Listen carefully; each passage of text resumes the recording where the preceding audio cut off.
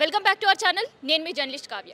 మనకు తెలిసిందే దాదాపు 3 రోజుల నుంచి రోజు ఒక మలుపు తిరుగుతుంది మోహన్ బాబు ఫ్యామిలీ ఇష్యూ అనేది. అయితే తొలుత పర్సనల్గా భావించిన ఆ తర్వాత ఇష్యూస్ పెరగడం అండ్ దాంతోపాటు పరస్పరంగా ఇద్దరు కూడా దాడులకు పాల్పడడం, క్రిమినల్ కేసులు పెట్టుకునే వరకు కూడా ఈ పరిస్థితి అంతా వచ్చింది. అయితే నిన్న మనం చూస్తుంటే నిన్న ఉదయం నుంచి కూడా జల్పల్లి దగ్గర ఉండే మోహన్ బాబు నివాసం దగ్గర ఒక దాడుల ఘటనలు మనం చూసినాం. బౌన్సర్ల దాడులకు సంబంధించి కావచ్చు అండ్ విష్ణు లోపల ఉన్నప్పుడు బయట బౌన్సర్లు ఆయనను అడ్డుకోవడం కావచ్చు అండ్ తర్వాత మనోజ్ జల్పల్లి దగ్గర చేరుకున్న తర్వాత గేట్ తీసుకొని లోపలికి వెళ్ళడానికి అక్కడ ఇబ్బందికర పరిస్థితులు కావచ్చు. ఇట్లాంటి ఇష్యూస్ అంతా కూడా రోజు దాదాపు 2 రోజుల నుంచి కూడా ఈ ఎపిసోడ్ కంటిన్యూ అవుతూనే ఉంది ఇవాళ ఇంటి దగ్గర, మోహన్ బాబు ఇంటి దగ్గర. అయితే నిన్న రాత్రి మనం ఇంకొక ఘటన మనం చూస్తుంటే నిన్న రాత్రి మోహన్ బాబు బయటికి రావడం, జర్నలిస్టుల పైన దాడి చేయడం ఘటనలో మనం చూసినాం. అండ్ దీనిపైన సంబంధించి ఆయన పైన పహాడీ షరీఫ్ పోలీస్ స్టేషన్లో ఒక కేసు కూడా నమోదైంది. ఎందుకంటే జర్నలిస్టులు వాళ్ళ బాధ్యతను నిర్వహించడానికి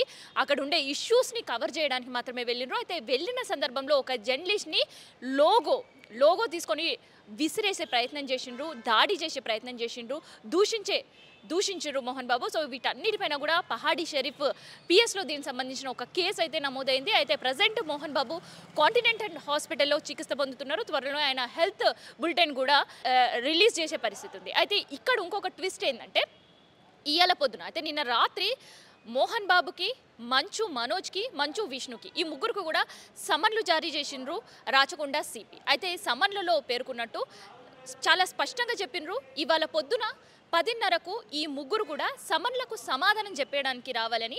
అయితే ఈ సమన్లలో చాలా క్లియర్గా ఉంది. అయితే అక్కడ సిపి హోదాలో ఆ సమన్లు జారీ చేయలేదు, అడిషనల్ డిస్ట్రిక్ట్ మెజిస్ట్రేట్ హోదాలో కూడా ఈ సమన్లు జారీ చేసే పరిస్థితి ఉంది. అయితే అడిషనల్ డిస్ట్రిక్ట్ మెజిస్ట్రేట్ భాగంగా ఆ బాధ్యతగా సిపి సమన్లు జారీ చేశారు. కాబట్టి ఇప్పుడు ఈ ముగ్గురు కూడా ఏదో సిపి ఆఫీస్కి వెళ్తున్నామో అన్నట్టు కాకుండా అక్కడ కోర్టుకు వెళ్తున్నట్టే ఉంటుంది పరిస్థితి. అయితే ఆ సమన్లు జారీ చేయడంతో పాటు ఈ సంవత్సరం పాటు శాంతి భద్రతలకు ఎటువంటి విఘాతం కలగకుండా ఉండాలి. అండ్ దాంతోపాటు ఇరువురు అంటే ఒకరిపైన ఒకరు దాడులు అనేది కంటిన్యూగా జరుగుతున్నాయి.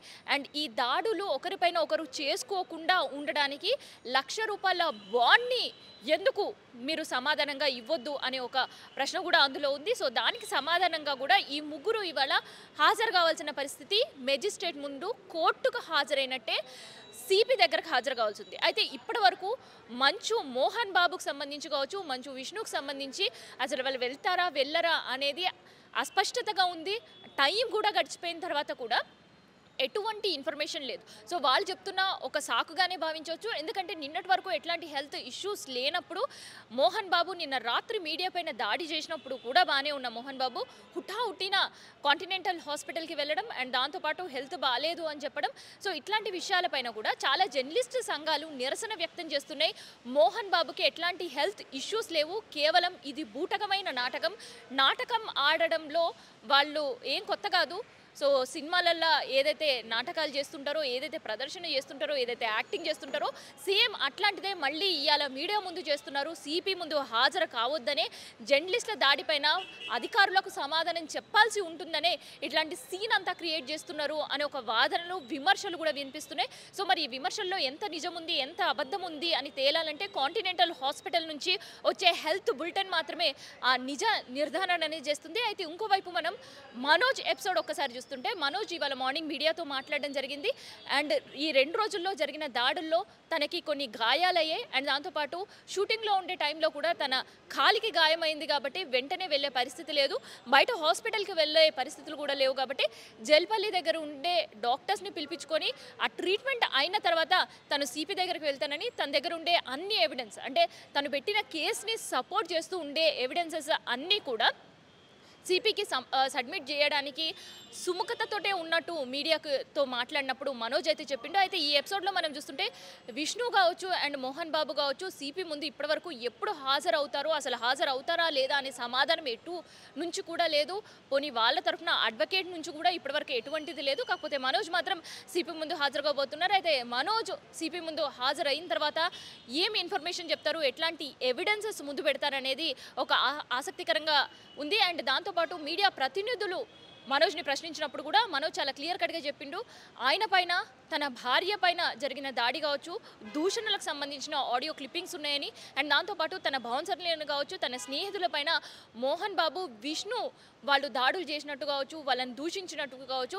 సో అట్లాంటి ఎవిడెన్సెస్ కూడా ఉన్నాయని చెప్పేసి ఇవన్నీ కూడా సిపి ముందు పెట్టే ప్రయత్నం చేస్తామని చెప్తున్నారు. అయితే మనోజ్ మాట్లాడినప్పుడు ఇంకొక క్లారిటీ ఇచ్చింది ఏంటంటే, ఇది ఆస్తులకు సంబంధించినది కాదు, ఆత్మాభిమానానికి సంబంధించిన ఇష్యూ, తనకు అన్యాయం జరుగుతుందని ఎక్కడ ఎప్పుడు ఎలా సంతకం పెట్టమంటే కళ్ళు మూసుకొని నేను సంతకం పెట్టినాను తప్ప ఎప్పుడు నేను క్వశ్చన్ చేయలేదని, కాకపోతే తన నాన్న భుజాల పైన పిస్తూల్ పెట్టి కాల్చే ప్రయత్నం విష్ణు చేస్తున్నారని తన సోదరుల పైన మాత్రం చాలా విమర్శలు అయితే చేసిండ్రు. సో మరి విష్ణు ఎపిసోడ్ అయితే ఇట్లా ఉంది. సో విష్ణు అయితే సిపి ఆఫీస్కి వెళ్ళడానికి సుముఖత చూపిస్తున్నారు. అయితే ఈ 3 రోజుల్లో జరిగిన సంఘటనల నేపథ్యంలో సో ఇవాళ సిపి పిలిచినప్పుడు ఈ ముగ్గురిని కూడా సమన్లు ఇచ్చిండ్రు, హాజరు కావాలి అని చెప్పినప్పుడు కూడా మనం చూస్తుంటే సిపి ఆఫీస్ చుట్టూ కూడా కట్టుదిట్టమైన బందోబస్తు మనకు కనిపిస్తుంది.